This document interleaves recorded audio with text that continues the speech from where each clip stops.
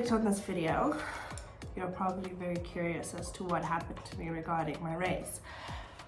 Well, first I have to tell you what race I actually am. So I'm a South African, coloured. And again, before y'all come for me, coloured is a race in South Africa. It is an entire race called coloured. Anyway, this story has been on my mind lately, and I always feel like once I share it with you guys, it kind of gives me closure to move on. So I'm going to share this with you guys. First of all, I've got my leftover Chinese food here with my chopsticks that my in-laws brought me from Hong Kong, and a monster. Because you girls gotta eat. It's really early in the morning. So, yeah. So we're going to sit together. I'm going to share this story with you guys of what happened to me.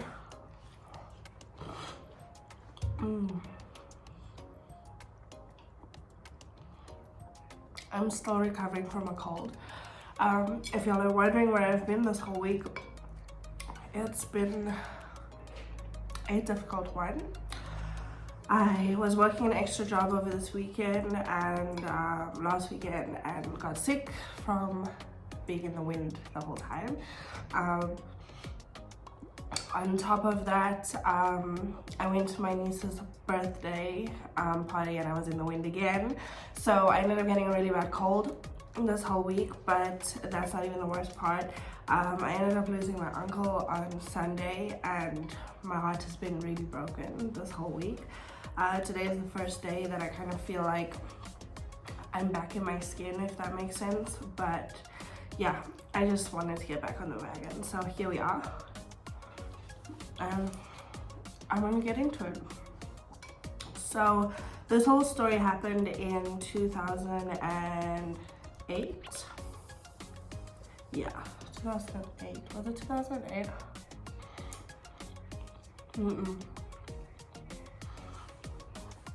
It was 2009. I was in grade 9, which means I was about 15 years old. I was in high school, and basically I was friends. So basically what happened was, when I got back from England, because I lived in England, I went to grade 7, so I was about 12. I didn't really understand the whole thing with race in South Africa yet. Obviously race is a big thing here. We have like many different cultures, many different backgrounds and everything, many different races. And in England, although there are different races, people like don't say the word colored. They don't speak to race, if that makes sense. So for me, coming here and basically seeing that the white kids hung out together, the Indian kids hung out together, the black kids hung out together, it was very strange for me.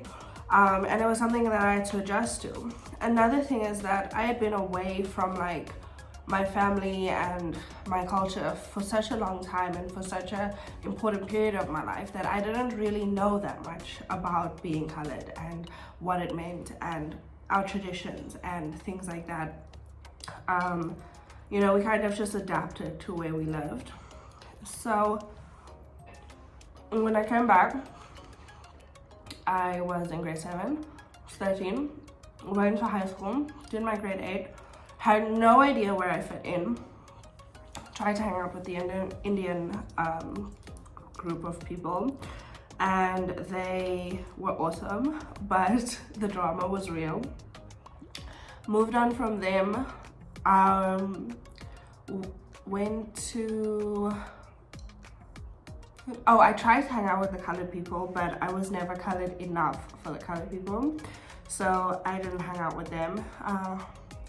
They were also really intimidating, so at that time I was just like, nope. Then I started hanging out with the white kids, which seemed to be kind of where I would fit in the easiest, so I thought. And when that wasn't feeling right to me, I tried to hang out with the black kids. They were amazing, but the language barrier was just too much. Like, I could not keep up. I could not relate to them, so it was very difficult. So I obviously had friends of all races, but in terms of cliques, I ended up hanging out with the white kids more. The English white kids, because our school was English. Getting to the story, I had these two white girlfriends, white girls that were friends, and the one stayed up the road from me, the other one stayed down the road from me. And the one day we were hanging out, and we were by the one girl's house, and we decided we wanted to drink because we were rebellious, let me say. And we decided we were gonna walk to the store and see if we could get our hands on like some ciders or something like that. And as we're walking to the store, we pass this house with these three really hot white boys outside with no shirts on, washing their cars. It was like a movie. And we're like, you know, and they're like, and basically they ended up stopping us. And we were chatting to them, and we were telling them like, no, we're trying to go get like some ciders or whatever. We're just gonna chill by my friend's house and whatever. And so they're like, no, they can help us. I'm like, okay. So we give them the money, and they're like, go back home. We'll organize and let you know. So then we were like, okay, are you guys gonna come chill with us? Because we are just up the road, what. And they're like, no, it's cool. They'll go get the drinks, and then they'll meet us by my friend's place. So we're like, okay, cool. Everything's going so well. We're like so happy. We go back to her place. We're chilling. Now, actually, we go to the room. We are dolling ourselves up, getting ready for these hot guys that are coming over, what. Now, bear with me, I was very innocent at the time, but you know how it goes. So we're in the room, and next minute my friend's like, okay, they're here, and the two girls run out to go greet them and what.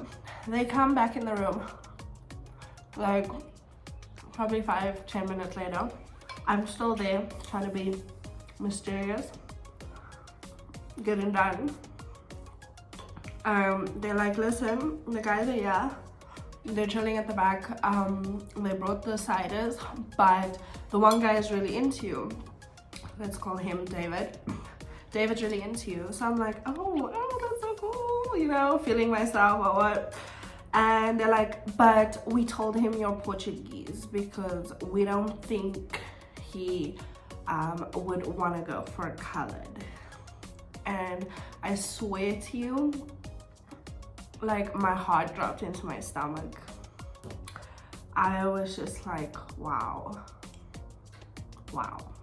But these are my friends, right?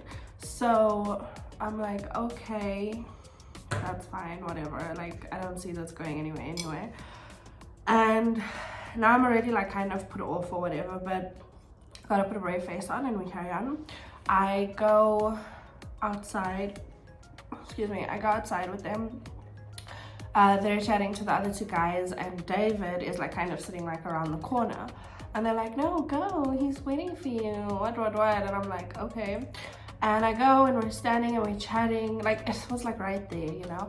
And he's like, oh, so you're Portuguese? And I'm like, yeah, you know, because I can see them listening in to our conversation. And I'm like, yeah, I am, I guess, you know, whatever. And I changed the topic.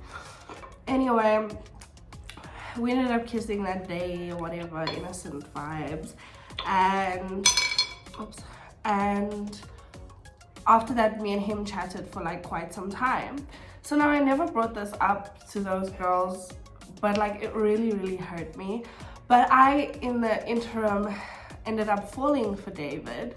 Now, the house that they were at, which was like not far from my house where we saw them the first time, was his cousin's house or something. Let's call him Randy. So they were at Randy's house. So the one day, so me and David had been chatting for like weeks now, and every time we met up was like either by the one friend's house or at the park or at Randy's house or whatever. I never let them come to my house. And also because my dad was really strict and scary. But the one day Randy's like, no, he's like bored, like let's chill. So the one girl comes over and I'm like, okay, let's chill at my place. And I go and I put a blanket like on the front lawn, nothing sus, on the front lawn, and me and my friend are chilling there. We have snacks and what, and Randy comes over and we're chilling, and my parents come out the house. And my dad's super chilled. Randy gets up and introduces himself and everything, and then afterwards he's like, is that your dad? And I'm like, look at my friend, and I'm just like, yeah. So I'm like, yeah, that's my dad. So my dad is very clearly a colored man. He is very intimidating. And this guy just like looks, like I could see the look on his face was kind of like, wow, like this chick lied about being Portuguese. Like I knew like everything was just about to come out. So he was super chilled about it. We still chilled, we chatted the whole time for like a few hours. He stayed there. He was super like chill vibes. Literally the next day I get a message from David, and David's like,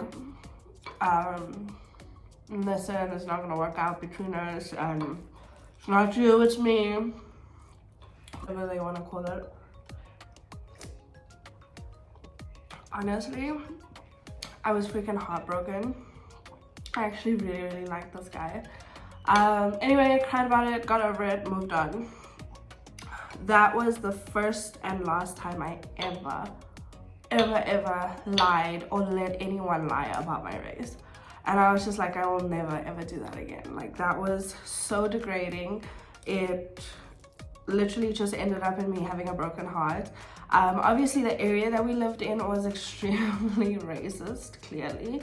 The white boys, especially the Afrikaans white boys, which is what these were, do not believe in mixing races. I don't know if it's changed now, but back then it was not, they don't do that.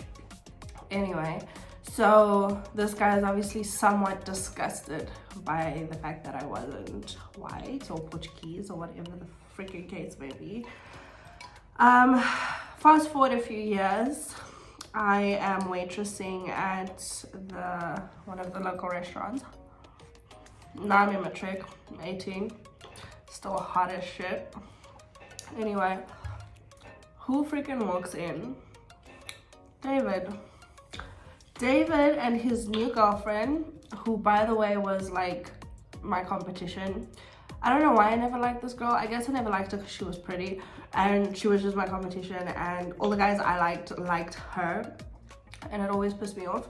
But now I see that was stupid. But in any case, she ended up dating David in this year, and they literally walked in and with his parents, and they literally sit in my freaking section. Out of all the places they could have been, they sit in my section. So I had to literally serve them. He didn't look me in the eye once. I was like, whatever, I'm just here to do my job. Did my job, did it like a bad bitch, carried on. The asshole didn't even let his parents like tip me, because obviously his parents were paying for everything, but he didn't even tip me. Like I was so mad, and they had me freaking running up and down like a mad thing the whole time, and didn't even have the nerve to tip. Anyway, that was the last time I saw David, and I think I needed that as like closure and like to move on, but I think I was already over him. It had been like 3 years, but I never forget that situation because I felt so degraded for just being what I was, what I am.